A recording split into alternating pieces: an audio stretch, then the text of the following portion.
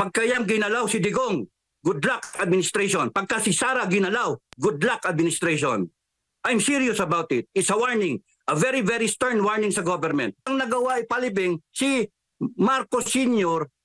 na nandoon ang tagal-tagal na sa wax na lang nga dun sa Ilocos. And then here comes sa Duterte na pumayag siya na ipalibing yan. Utang na loob. And then babanatan nyo ng ICC. PMA Class of 83. Clement Dado Enrique. Nagbigay ng maaanghang na salita tungkol sa administrasyon ni Pangulong Bongbong Marcos. Isa pang tinira nito ay ang ibang administrasyon na humahawak sa pera ng bayan. Isa-isa nito pinaliwanag ang mga experience niya noong panahon pa ni late President Ferdinand Edralin Marcos Sr. Pinahayag niya din ang kanyang pagkakadismaya sa paghawak ng gobyerno ngayon.